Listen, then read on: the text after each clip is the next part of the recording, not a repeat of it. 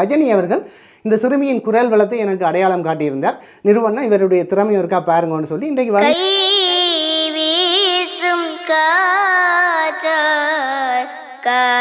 சிலதின் பேர் என்ன? செல்சியா. அப்பா என்னுடைய பெயர் கருணாகரன். அம்மா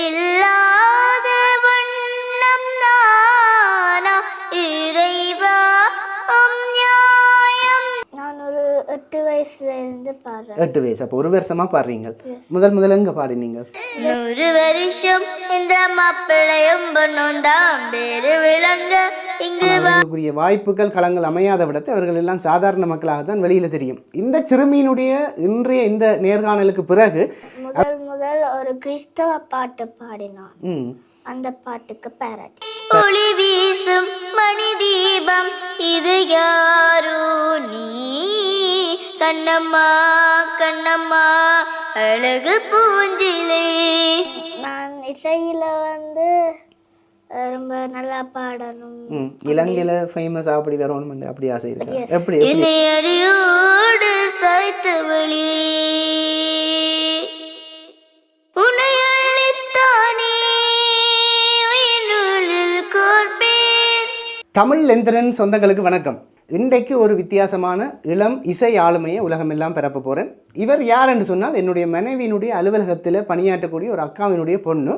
ஈழத்தில் இருக்கிற ஆட்கள் எல்லாருமே மிகுந்த திறமைசாலிகளாக இருப்பினும் ஆனால் அவர்களுக்குரிய வாய்ப்புகள் களங்கள் அமையாத விடத்தை அவர்கள் எல்லாம் சாதாரண மக்களாக தான் வெளியில் தெரியும். இந்த சிறுமியினுடைய இன்றைய இந்த நேர்காணலுக்கு பிறகு அவருடைய வாழ்க்கை அல்ல அவருடைய கரியரை டோட்டலாக மாறப்போகுது. என்னென்னு சொன்னால் அப்படி ஒரு அசாத்திய குரல் வளம் திறமையுடைய வெறும் 9 வயதுடைய ஒரு சிறுமி எங்களுடைய கொடிகாமம் கச்சாய் பிரதேசத்தில் இருக்கிறது. இன்றைக்கு தமிழ் லெந்திரன் யூடியூப் தளத்தினூடாக உலகமெல்லாம் பரப்ப போகுது. இதற்கு காரணம் என்னுடைய மனைவியாரது நம்பி கஜனி அவர்கள் இந்த சிறுமியின் குரல் வளத்தை எனக்கு அடையாளம் காட்டியிருந்தார். நிறுவனம் இவருடைய திறமை இருக்கா பாருங்கன்னு சொல்லி இன்றைக்கு அந்த எங்களுடைய கலையகத்தில் கிட்டத்தட்ட ஒரு 5 பாடல்களை ரெக்கார்ட் பண்ணின பிறகு இவருக்கு இப்படி ஒரு குரல் வளம் இருக்கா, இந்த சிறுமியை நிச்சயமாக சரிகமப்பா அல்லது சூப்பர் சிங்கர் அல்லது ஈழத்தில் இருந்து எங்களுடைய சக்தி சூப்பர் ஸ்டார் அப்படியான நிகழ்ச்சிகளுக்கு அனுப்பக்கூடிய ஒரு வல்லமையுடைய அந்த குரல் வளத்தை நான் கண்டு கொண்டேன். மிக ஒரு அருமையான ஒரு செல்லமான குரல் உள்ள ஒரு வெறும் 9 வயது எங்களுடைய கச்சாய் பிரதேசத்தைச் சேர்ந்த கருணாகரன் செல்சியா அவர்களுடைய பாடல்களும் அவருடைய விசேட நேர்காணலையும் நீங்கள் இந்த காணொலியூடாக பார்க்க போகிறீர்கள். மிக அருமையான ஒரு காணொலியாக இருக்கும். நிச்சயமாக அவருடைய எதிர்காலம் சிறப்பதற்காக இந்த காணொலியை மற்றவர்களுக்கும் பகிர்ந்து முக்கியமாக அந்த அவருடைய குரல் வளத்தை யார் யாரெல்லாம் பயன்படுத்தக்கூடிய இசையமைப்பாளர்கள் அல்லது இப்படியான தொலைக்காட்சி நிறுவனங்களுக்கு அனுப்பி வைப்பதனூடாக அவருடைய வாழ்க்கையும் அடுத்த கட்டத்துக்கு போகும். அதற்கு ஒரு கருவியாக இறைவன் என்னை பயன்படுத்தி இருக்கலாம். மீண்டும் ஒரு சிறுமியின் அல்லது ஒரு மழலையின் அருமையான குரல் வளமுள்ள ஒரு பாடல்களையும் நேர்காணலையும் கேட்பதற்காக வாங்கோ காணொலிக்குள்ளே போகலாம். பேசல மலகவ எனக்குள்ள கிழக்கிற ஆக்சிஜன் அளவ யாரவ யாரவ சொல்லும் ஸ்டாரவ என்னவளா ஓரலையவ கலையவ அழகிய நிலவ நிலவில் ஜொலிக்கிற நிரந்தர ஒளிய சரியவ தவறவ சிரிக்கிற சிரிப்புக்கு அவதான் காரணமா. இந்த உலகத்தில் திறமை இருக்கிறவர்களுக்கு இறைவன் வாய்ப்புகளை வேறு வேறு ஆட்களுக்குள்ளால உருவாக்கி கொடுப்பார். அப்படித்தான் இன்றைய இந்த நிகழ்ச்சியும் இந்த மழலை சிறுமி வரும் 9 வயதில் அசாத்தியமான ஒரு குரல் வளத்தை அவர் கொண்டிருப்பதை ஏற்கனவே குறிப்பிட்ட மாதிரி என்னுடைய மனைவி நம்பி கஜனி அவர்கள் எனக்கு இனங்காட்டியிருந்தார். இன்றைக்கு கலையகம் நேரடியாக அழைத்து அவருடைய அந்த திறமையை உலகமெல்லாம் பெறப்படுவதற்காக நான் தயாராக இருக்கிறேன். முதலாவது காணொலிக்குள்ள வணக்கம் கூறி எங்களுடைய குட்டியம்மாவை வரவேற்று கொண்டு மேலதிகமாக கதைப்போம். வணக்கம். வணக்கம். எப்படி இருக்கிறீங்க? நல்லா இருக்கிறீங்க. ஓகே, பிள்ளையவருக்கு எங்களுடைய பார்வையாளர்களுக்கு அறிமுகப்படுத்துவோம். செல்லதின் பேர் என்ன? செல்சியா. அப்பா என்னுடைய பெயர் கருணாகரன். அம்மாவின் பெயர் அமிர்தா. அமிர்தா. கொடிகாமம் அதாவது சாவகச்சேரி பிரதேச சபை. சாவகச்சேரியில் பிரதேச சபையில் என்னுடைய மனைவியார் கடமையாற்றியிருந்தார். அங்கே அவர் இப்போ இடமாற்றலாகி சென்றிருக்கிறார். அங்கே பணியாற்றக்கூடிய அமிர்தாக்கான்னு சொல்லி அவருடைய பொண்ணு தான் இவ. அங்கே அலுவலகத்தில் நடக்கிற நிகழ்ச்சிகளில் இவனுடைய குரல் திறமையை எல்லாரும் பார்த்துருக்கணும். அப்போ நான் ஏற்கனவே காணொலிகள் எடுத்து போடுறேன்னா அப்போ இந்த நிறுவன ஸ்டுடியோவுக்கு அவருக்கு அனுப்பி அவருடைய திறமையை உலகமெல்லாம் பெறப்போம் என்று நினச்சிருக்கக்கூடும். நேரடியாகவே கேட்போம். எத்தனை வயசுலேருந்து பாடுறீங்க? நான் ஒரு 8 வயசுல இருந்து பாடுறேன். 8 வயசு. அப்போ 1 வருஷமாக பாடுறீங்க. முதல்ல எங்கே பாடினீங்க? முதல் இந்த பள்ளிக்கூடத்தில் நேஷ்னல் சாங் பாடினான். தேசிய கீதம் பாடினீங்க. பிள்ளை என்ன பள்ளிக்கூடத்தின் பேர் எங்கே இருக்க பார்த்து சொல்லி விடுங்க. Kodikamam Thirunavukkarasu primary school. கொடிகாமம் திருநாவுக்கரசு இந்து ஆரம்ப பாடசாலையினுடைய ஆரம்ப கல்வி அந்த மாணவி தான் இவர். நல்லொரு குரல் வளம், இப்போ ஒரு அருமையான குரல் வளம். நிகழ்ச்சியை தொடங்கக்கு முன்னமே ஒரு பாடல் ஒன்றை கேட்டுட்டு மேலதிகமாக உரையாடுவோம். ஒரு பாட்டு ஒன்றை பாடுவோம். சில மணியாட்டோரம்பு தான் பாரு, திருவில்லதஞ்சாடும் திருவாரூர் தேரு, ஓம குச்சி போல் பிடிச்சாரு தாரா, தாவி எனச்சாங்கு தாங்காது பாரா, இவரு எழுடி நடக்கும் எண்ணியடி, இனவ தொட்டுக்கிட்டு நெட்டுடுவா பாரு, மனைவி குள்ளமணி உயரம் 3 அடி, 2 நெஞ்சுக்கிட்ட கேலி பண்ணூர், ரெட்ட மாட்டு வண்டி வரும்போது நெட்ட கொட்ட என்றும் இணையாது, இந்த ஒட்டகம் தான் கட்டி கீழே கொட்டா வாத்து படிச்சா 100 வருஷம் 100 வருஷம் இந்த மாப்பிள்ளையும் பொண்ணும் தான் பேரு விளங்க இங்கு வாழணும், சோழவனத்தில் ஒரு சோழ குயில் போலதான் காலம் முழுக்க சிந்து பாடணும். இப்போ அவருடைய அந்த பாடலை நீங்கள் கேட்டிருப்பீங்கள். எவ்வளவு ஒரு அற்புதமான குரல் வளம். எங்களுடைய இந்த கலையகத்தில் அப்படி கணீர் ஒழிச்சது. நான் இந்த ஒரு விஷயத்தை செய்யக்க இன்ட்ரெஸ்ட் எடுத்து செய்வோம். இன்றைக்கு எவ்வளவு கமிட்மெண்ட் இருந்தாலும் இந்த பாடலை ரெக்கார்ட் பண்ணிக்க நான் ஒரு விதமான ஒரு போதையில் இருந்தேன். என்னென்னு சொன்னால் இந்த குரலை அப்படியே திருப்ப கேட்டுக்கொண்டே அப்படி ஒரு அழகான குரலில் இருந்தேன். இங்கே இருக்கிறார்கள் முக்கியமாக எங்களுடைய யாழ்ப்பாணத்தில் இருக்கிற இசையமைப்பாளர்கள் அனைவரும் இந்த சிறுமியினுடைய குரல் வளத்தை பயன்படுத்தி அவருக்கும் ஒரு வாழ்க்கையை கொடுக்கறது மட்டுமில்லை, அவருடைய அந்த கேரியர், மியூசிக் கேரியர் அடுத்த கட்டத்துக்கு போக வேணும். முக்கியமாக இந்த உங்களுடைய இந்த இசை பயணத்தில் இந்த சின்ன சின்ன நுணுக்கங்கள் சங்கதிகள் எல்லாம் வச்சு பாடுறீங்க, சின்ன சின்ன அசைவுகள், அதையெல்லாம் உங்களுக்கு வீட்டிலே அல்லது எங்கே யார் சொல்லி தந்தார்கள்? அம்மா. அம்மா அம்மா இசை படித்தவா அல்லது உங்களோட கேட்பாவா? அம்மா கேட்குறவா, உங்களோட பாட்டை கேட்பா, ட்ரெயின் பண்ணுவாவா இல்லை நீங்களாவே பாட வலிக்கிட்டீங்களோ? நானே பாட வலிக்கிட்டேன். அதை இப்போ பாட வலிக்கிட்டீங்களா? அம்மாவோட கதைச்ச மட்டும் சொன்னால் சின்ன வயசுலேயே நீங்கள் தண்டு பாட்டில் கேட்டுட்டு பாடுவீங்க, அப்படியா? எங்கள் சேர்ச்சிலேயும் பாடுறீங்களா? எஸ். உங்களுடைய சேர்ச்சின் பேருங்க? கச்சாயோ? கச்சாய். முக்கியமாக இந்த இப்படியான விடயங்கள் ஒரு குழந்தைக்கு டெவலப் ஆகிறது 3 வயசுக்குள்ளேயே அது அந்த ஹியரிங் வந்துடும். தேவாலயங்கள் கோவில்களில் அநேகமான இப்படியான திறமைகள் வளர்க்கப்படுகிறதுன்றது மறுக்கப்பட முடியாத உண்மை. இவருடைய தாயாரோட உரையாடைக்க சொல்லியிருந்தார், சின்ன வயதில் இருந்தே அவ நல்லா பாடுவோம், சின்ன சின்ன சங்கதிகள் எல்லாம் வச்சு பாடுவோம், தாங்கள் ஒன்றுமே சொல்லி கொடுக்குறீங்களேன்னு சொல்லி. முதலாக யாராவது உங்களை பாராட்டி இருப்பினும்? யார் அது பாராட்டின? அம்மா அப்பா. அம்மா அப்பா என்ன பாட்டுக்கு பாராட்டினவே, என்ன சொன்னவே? அந்த முதல் ஒரு கிறிஸ்தவ பாட்டு பாடினான், அந்த பாட்டுக்கு பாராட்டினவே. நீங்கள் வீட்டில் நீங்கள் மட்டுமோ தம்பி தங்கச்சி யாராவது இருக்கணுமோ? நான் மட்டும்தான். நீங்கள் மட்டும்தான், ஒரே ஒரு பிள்ளை. ஓகே. ஒரே ஒரு பிள்ளையாக இருந்து கொண்டும் அநேகமாக தனிப்பிள்ளைகள் கொஞ்சம் ரிசர்வ் டைப்பாக இருப்பினும், பேசாமல் இருப்பினும். ஆனால் இவவோட நான் கதைச்ச மட்டும் இல்லை, இவ ஒரு கான்ஃபிடென்ட் இருக்குது அவளுக்கு. நீங்கள் அந்த பாடல்களின் அசைவுகள் அல்லது அவள் அதில் பாடுற விதத்தில் தெரியும். உண்மையாக அந்த டிவி நிகழ்ச்சிகளுக்கு இந்த பிள்ளை எடுத்தீங்களா உங்களுக்கு வேலை குறை வேணும்னு சொன்னால் அவள் பெருசாக ட்ரெயின் பண்ண தேவையில்லை, அவள் சிம்பிளாகவே அதை கேட்ச் பண்ணுறா. கிட்டத்தட்ட நான் ஒரு 1 hour தான் ட்ரைனிங் கொண்டு கொடுத்தேன் இன்றைக்கு இந்த பாடல்களை இசையமைக்க.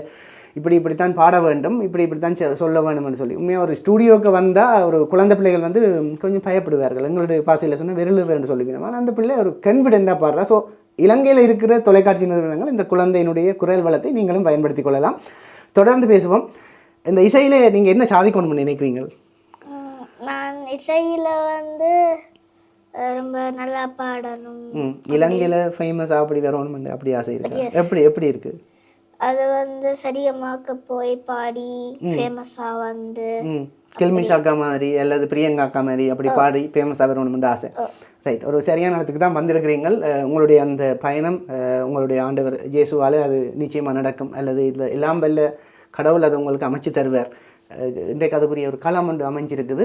இன்றைக்கு அந்த ஸ்டூடியோவில் பாடின அனுபவம் அப்படி இருந்தது? பயமாக இருந்ததா? முதல்ல எப்படி இருந்தது உள்ளுக்கு வரைக்கும்? என்ன நினைச்சோன்னு வந்த நீங்கள்? முதல் பயமாக இருந்தது, போக அது என்ன ரீசன்? என்னென்ன போக பயம் தெளிஞ்சது? அந்த என்ன சொல்றது? காமெடி விட்டு நானா என்னண்டு அந்த உங்களை அந்த அந்த இதுக்குள்ளே கொண்டு வந்துட்டேன் இல்லையா? சரி. வேறேக்கு என்ன ஐடியாவோட வந்து நீங்கள் ஸ்டுடியோண்டா எப்படி இருக்குமென்னு நினைச்சோன்னு வந்து நீங்கள் எப்படி எப்படி இருக்குமென்னு நினைச்சோன்னு வந்து நீங்கள் ஸ்டுடியோண்டா அந்த யூடியூப்ல போடுவேன் அப்படி இருக்கும். ஒரு பிரம்மாண்டமாக இருக்குமென்னு வச்சுக்கொண்டு வந்து நீங்கள் இப்போ பார்த்தா ஒரு அறைக்குள்ளேயே சாதாரணமாக வச்சு நார்மலாக இருக்குது. இந்த ஸ்டுடியோ மைக்கில் பாடுறதெல்லாம் உங்களுக்கு ஒரு கனவாக இருக்கலாம். இது வந்து பெரிய ஆட்கள் பாடுற ஒரு மைக். உங்களுக்கு அது கிடைச்சது எவ்வளோ சந்தோஷமாக இருக்குது? ரொம்ப ரொம்ப ரொம்ப சந்தோஷமாக இருக்குது. ஓகே, அது உங்களுக்கு நான் நினைக்கிறேன் கடவுளினுடைய ஒரு பரிசு என்று நான் நினைக்கிறேன். நீங்கள் இந்த உலகத்தில் அதிகமாக பிடிச்ச விஷயம் என்ன உங்களுக்கு?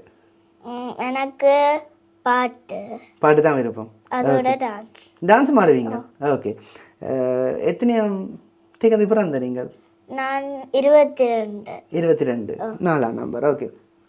உங்களுடைய இந்த முயற்சிகளுக்கு வீட்டை தவிர பக்கத்தில் இருக்கிற ஆட்கள் யாராவது அல்லது அம்மம்மா அப்பா யாராவது என்ன பாராட்டி இருப்பார்கள்? அதண்டா யாரை சொல்லுவீர்கள்? அதண்டா எங்களோட மாமியும் அத்தானும் சொல்கிறேன். இந்த பாடல் இந்த குட்டியம்மா வந்து இவருடைய அத்தானோட பாட ட்ரை பண்ணதான் அழகூரில் பூத்தவளே. அழகூரில் பூத்தவளை என்ற அந்த பாடல் வந்து உங்களுக்கு தெரியும், ஒரு பிரபலமான பாடல். அந்த பாட்டை வந்து தன்னுடைய அத்தானோட சேர்ந்து பாடுறதுக்கு பயிற்சி பெற்றிருக்கிறா. பாடி காட்ட சொல்லி கேட்டேன், செமையாக இருந்தது. அந்த பாட்டை நீங்கள் இப்போ கேளுங்க, அப்படி இருக்குமெண்டு. அழகூரில் பூத்தவளே என்னை அடியோடு சாய்த்தவளே, அழகூரில் பூத்தவளே என்னை அடியோடு சாய்த்தவளே, உன்னை அழித்தானே உயிரில் கோர்ப்பேன், உயிரில் கோர்த்து உயிராமல் காப்பேன், அழகூரில் பூத்தவளே என்னை அடியோடு சாய்த்தவளே. எனக்கு நிறைய ஒரு ஆசை ஒன்று இருந்தது. இவரோட வோக்கலை கேட்டோன்னு இந்த பாட்டு வந்து இவர் ரெடியாக வரையலை. இந்த பாடல் நான் இனி சொல்ல போகிற பாட்டு டி இமான் அவர்களுடைய இசையில் வந்த ஒரு பாடல், கண்ணம்மா கண்ணம்மா அழகு பூச்சிலை. அந்த பாடலை கேட்டோடனே ஒரு 5 நிமிஷத்துக்குள்ளேலாம் பயிற்சி பெற்றுட்டு குட்டியமாக பாடிட்டா. அந்த பாட்டை பயிற்சி பெற்ற அனுபவங்களை சொல்லுங்கள், எப்படி இருந்தது? அதை அது வந்து முதல் கஷ்டமா இருந்தாலும் இப்போ அது ஈஸியாக இருந்தது. அந்த பாடல் நான் நினைக்கிறேன், இந்த பாட்டை நீங்கள் கேட்டா பிறகு இதுக்கு பிறகு இவ போகிற இடங்களில் இந்த பாட்டை விரும்பி கேட்குற அளவுக்கு இருக்கும். என்னென்னு சொன்னால், இது வந்து ஒரு 5 நிமிட பயிற்சி மட்டும் கொடுத்து நான் எடுத்த ரெக்கார்ட். இதுக்கு பிறகு ஒரு 1 மந்தாக இந்த ஃப்ளோவில் பாடுவா இருந்தால் இதுக்குள்ள வைக்கிற சங்கதிகளும் வந்து வேறு வேறு இடங்களில் வைக்க இந்த பாடல் வந்து இன்னும் அழகாக இருக்கும். அந்த பாட்டு இருக்க பாடுவோமா? கண்ணம்மா கண்ணம்மா அழகு பூஞ்சிலை. இப்போ செல்சி அவர்களுடைய அந்த குரல் வளத்தில் கண்ணம்மா கண்ணம்மா அழகு பூஞ்சிலை அந்த பாடலில் நீங்கள் இப்போது பார்க்கலாம். கண்ணம்மா கண்ணம்மா அழகு பூஞ்சிலை என்னுள்ளே என்னுள்ளே பொழியும் தேன்மலை, உன்னை நினைத்திருந்தால் அம்மம்மா நெஞ்சமே துள்ளி குதித்ததுதான் எங்கெங்கும் செல்லுமே, ஒளி வீசும் மணி தீபம் இது யாரோ நீ, கண்ணம்மா கண்ணம்மா அழகு பூஞ்சிலை என்னுள்ளே என்னுள்ளே பொழியும் தேன்மலை. இப்போ நீங்கள் அந்த பாட்டை கேட்டுட்டு இந்த சிறுமியினுடைய திறமை உண்மையாகவே அற்புதமாக இருக்குது. இது மேலும் மேலும் நிறைய பேருக்கு பரவ வேணும். இப்படி இந்த அமிர்தாக்காவை தெரிஞ்சாக்களுக்கு தெரியும், அல்லது கருணாகரனாவை தெரிஞ்சாக்களுக்கு தெரியும். அவர் ஒரு உளவள ஆலோசனை சம்பந்தமாக வேலை செய்யக்கூடியவர். நான் நினைக்கிறேன் அவர் தன்னுடைய கடமையை சரியாக மற்றவர்களுக்கு விசுவாசமாக நேசமாக இருவரும் செய்வதால் ஆண்டவன் இப்படி ஒரு குழந்தையை கொடுத்து அந்த திறமையையும் கொடுத்திருக்கிறான். நீங்கள் செய்ய வேண்டியது ஒன்று மட்டும்தான், இவரது திறமை உலகமெல்லாம் பரவுவதற்காக இந்த காணொளி எல்லாருக்கும் பரப்பி விட்டால் சரி. இறுதியாக உங்களுக்கு பாடத்திட்டங்கள் எப்படி இருக்க வேண்டும் என்று கேட்க ஆசைப்பட்றேன். என்னென்னு சொன்னால், தனியாக பாட்டு மட்டும் படிக்கிறதை விட ஒரு படிக்கக்கூடிய பிள்ளை, அதாவது நல்ல பாடங்களையும் படிக்கக்கூடிய ஒரு பிள்ளை பாட்டும் பாடினா அது கொஞ்சம் பெருமை தானே, மதிப்பு தானே, விலாசம் என்று சொல்லுவார்கள் தானே. உங்களுக்கு பிடித்த சங்கீதம் தவிர வேறு என்ன பாடங்கள் பிடிக்கும்? மேத்ஸ் எல்லாம் எத்தனை மார்க்ஸ் வருது? மேத்ஸ் எல்லாம் ஒரு 90க்கு மேலே வரும். மேத்ஸ் 90க்கு மேலே. இங்கிலீஷ்? இங்கிலீஷ் 99 அல்லது 100. வாவ். அப்போ உங்களுக்கு ஒரு சிறந்த சயின்ஸுக்கு எத்தனை வருது? சயின்ஸ் உங்களுக்கு இல்லை. நீங்கள் இப்போ எத்தனை வயசு அம்மாவுக்கு? 9 வயசு. இந்த 4ஆம் ஆண்டு வார வருடம் ஸ்காலர்ஷிப். ரைட். அதுலேயும் நீங்கள் ஒரு சிறந்த ஒரு பருவத்தை பெற வேணும். என்னென்னு சொன்னால் புலமை பரிசீலன்றது அங்கே ஒன்றும் ஐக்கியூன்றதை தாண்டி ஒரு கான்ஃபிடென்ட்டோட சம்மந்தப்பட்டது, தன்னம்பிக்கையோட சம்மந்தப்பட்டது. உங்களுக்கு அது எவ்வளோ தூரம் இருக்குன்னு நம்புறீங்க? நிறைய இருக்கா, கொஞ்சம் இருக்கா? நிறைய இருக்கும். என்னால் முடியும் அப்படி இருக்குதானே? சொல்லுங்க அப்போ என்னால் முடியும். என்னால் முடியும். ஓகே. அவள் ஒரு ஆசிரிய பணியிலும் இருக்கிறதால என்னால் ஒரு சிறுமியை வடிவாக மோட்டிவேட் செய்ய முடியும். கிட்டத்தட்ட ஒரு பயந்து தான் இந்த ஸ்டுடியோவுக்கு வந்தவா. அவள் பாடத்திட்டத்திலேயும் ஒரு பெரிய சாதனையும் அவள் செய்வாள், பாடல்லையும் செய்வாள். நீங்கள் நிறைய பேர் அதை பார்ப்பீங்கள். ஆண்டவனுடைய ஆசீர்வாதங்கள் அதுக்கு இருக்கும். இப்போ இந்த மழலையின் குரலில் இன்னும் ஒரு பாடலை கேட்டு விட்டு வருவோம்.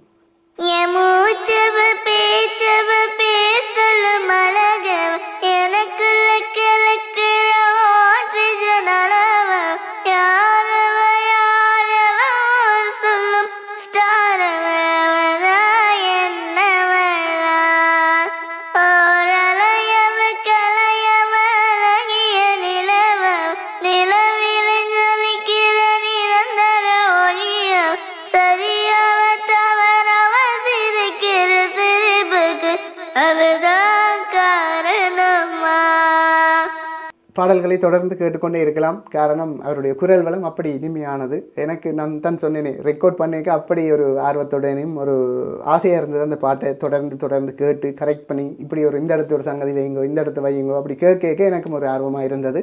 மீண்டும் கேட்டுக்கொள்கிற விடயமாக தான் யாழ்ப்பாணத்தில் இருக்கிற இசையமைப்பாளர்கள், அது மட்டும் இல்லை தொலைக்காட்சி நிறுவனங்கள் அல்லது இந்தியாவிலிருந்து யாராவது இந்த சி தமிழ் அல்லது சரிகமப்பா அவர்களுடைய இணைப்பில் இருக்கக்கூடிய நண்பர்கள் இந்த காணொலியினுடைய லிங்கை அவர்களுக்கு அனுப்பிவிட்டாலே போதும், மிச்சமெல்லாம் கடவுள் பார்த்து கொள்வார். அவர்கள் அதை செய்து முடிப்பார்கள். உங்களுக்கு இந்த உலகத்தில் பிரபலமாக இந்த மேடையில் பாடணுமென்று ஆசை? சரிகமப்பால் பாடணும்னு ஆசை. அதுக்கு நடக்கணுமென்று நானும் ஆண்டவனை வேண்டுறேன். கிட்டடியில் ஒரு பாடலை பாடியிருந்தேன் நீங்கள் தானே? அது எங்கே இப்போ கிட்டடியில் ஒரு நூலகத்தில். எந்த நூலகம் அம்மா வேலை செய்கிற? உசன் நூலகத்திலே அது பாடினீங்கள். என்ன பாட்டு பாடினீங்க?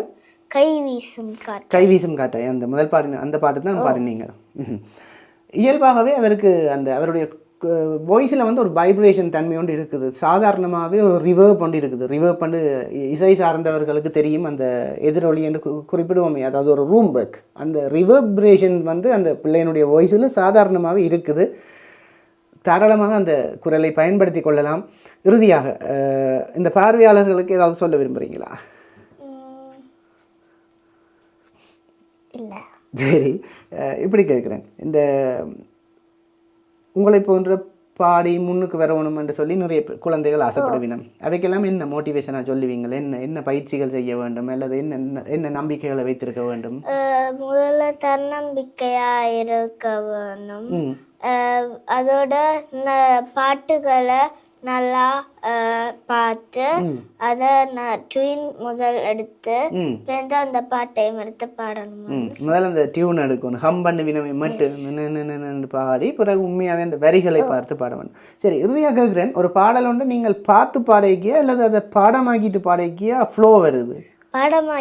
பாடமாக்கிட்டு பாடைக்கும். லிரிக்கை நாங்கள் ஃபோனில் பார்த்து பாடைக்க தடக்கிற மாதிரி இருக்குது இல்லையா? அதான் நான் உங்களை கண்ணம்மா பாட்டு பாடமாக்கிட்டு பாட சொன்னேன். ஓகே, அருமையானது. ஒரு நேர்காணலே ஒரு குறிப்பிட்ட நேரத்துக்குள்ளே செய்து முடித்திருந்தோம். ஒரு 9 வயது சிறுமி ஈழத்தில் இருக்கக்கூடிய எங்களுடைய பிள்ளைகள் சில பேர் சொல்லினோம், சில பிள்ளைகள் அப்படி போயிட்டுது இப்படி போயிட்டுது சோஷியல் மீடியாவில் மூழ்கிட்டுது அப்படியெல்லாம் சொல்லியிருக்க, கடவுளின் படைப்பு போல் சில பிள்ளைகள் இப்போவும் ஒரு தன்னம்பிக்கையோடு மிளிர்ந்து எதிர்காலத்தில் எங்களுடைய அடுத்த சந்ததியும் சாதிக்கக்கூடிய நிலையில் தான் இருக்கின்ற ஒரு தன்னம்பிக்கையை ஊட்டுற மாதிரி இந்த மழலையின் அந்த திறமை எனக்கு பட்டது. நீங்கள் செய்ய வேண்டியது, இந்த உலகமெங்கிலும் இருக்கிற தமிழ் எந்திரன் யூடியூப் தளத்தினுடைய ரசிகர்கள் இந்த காணொலியை மற்றவர்களுக்கும் பகிர்ந்து அந்த மழலையின் வாழ்க்கை எதிர்காலம் இன்னும் ஒரு கட்டத்துக்கு போவதற்காக உதவுமாறு கேட்டுக்கொண்டு காணொலியை முடித்துக்கொள்வோம். இந்த சந்தர்ப்பத்தை நான் கேட்டோன்னே உடனே வந்து என்னுடைய கலையகத்துக்கு வந்து தன்னுடைய ஆற்றலை வெளிப்படுத்திய அந்த குழந்தைக்கும் அவருடைய பெற்றாருக்கும் மனப்பூர்வமான நன்றிகளை கூறி இந்த காணொலியை முடித்துக் கொள்கின்றோம். மறக்காமல் இந்த காணொலியிலே இடம்பெறுகின்ற பாடல்களை திரும்ப திரும்ப கேட்டு அவருக்குரிய ஒரு அங்கீகாரத்தை வழங்குமாறு அன்பாக கேட்டுக்கொள்கின்றேன்.